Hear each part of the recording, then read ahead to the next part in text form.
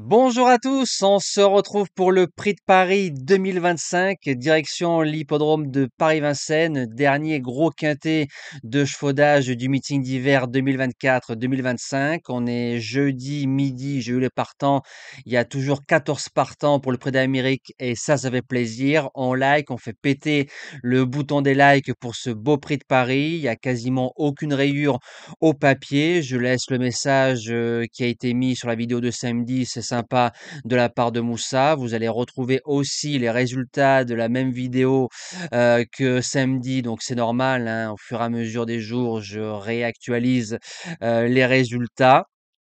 Alors, ce qui est bien, c'est que cet hiver, je vous ai trouvé le désordre du cornulier qui était pas facile à trouver. Dommage qu'on nous enlève le 1, sinon je pense qu'il fait 3 ou 4 fois plus. Celui du Prix d'Amérique qui était plus simple à trouver et j'espère vous faire le triptyque concernant les 3 gros morceaux de l'hiver du meeting de Vincennes. Présentation du Prix de Paris qui va se disputer en Réunion 1 course 4 départ 15h15.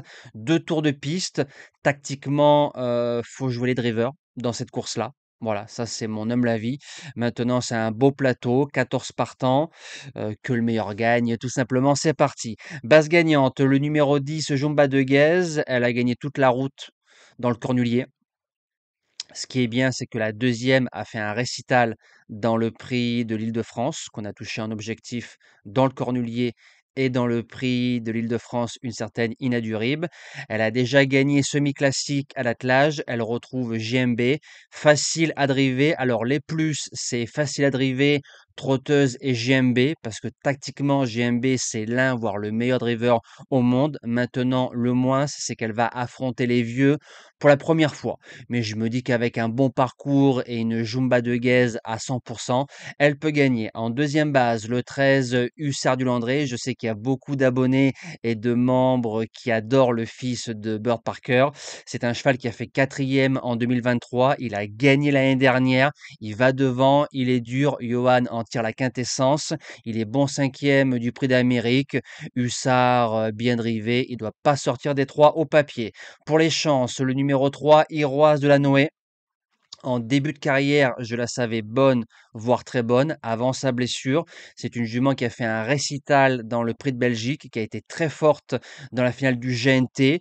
Maintenant, le jour du Prix d'Amérique, je ne l'avais pas gardée sans sa faute. Elle aurait pris au moins une cinquième place. Et si on a mis la jument au départ du Prix de Paris, je pense que Iroise risque d'en faire souffrir plus d'un. Mais attention de ne pas se battre avec Hussard. Si les deux s'entendent, ils vont aller loin.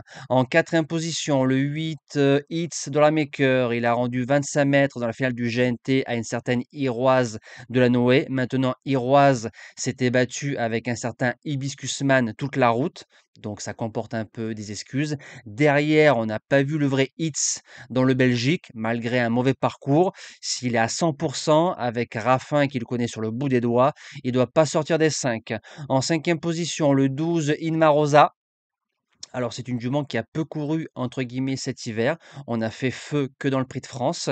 Elle est deuxième de l'intouchable Go On Boy, donc ligne en béton. Deuxième en 2024, derrière Hussard du Landré. Mais le cru 2025 est bien supérieur que par rapport au cru 2024. Mais elle peut finir dans les 5 de ce beau quintet.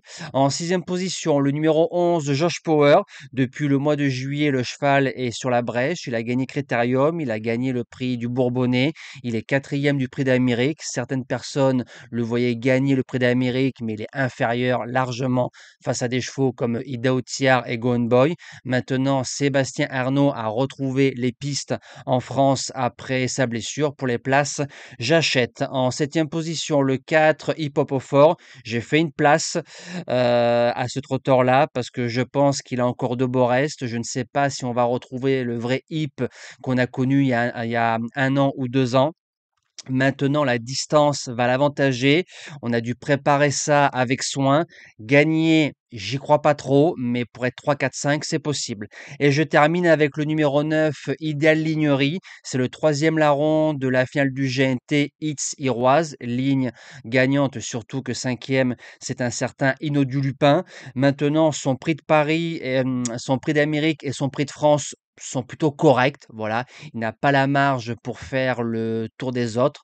En le drivant en sous-marin côté corde, c'est un cinquième possible à belle cote dans ce quintet. Voilà, nous on se dit à demain pour le prix Souviens-toi. On retrouvera les sauteurs du côté d'Auteuil. C'est le dernier gros morceau du meeting d'hiver, le prix de Paris. On va essayer de sortir par la grande porte. Passez un bon dimanche, bon quintet et merci à tous.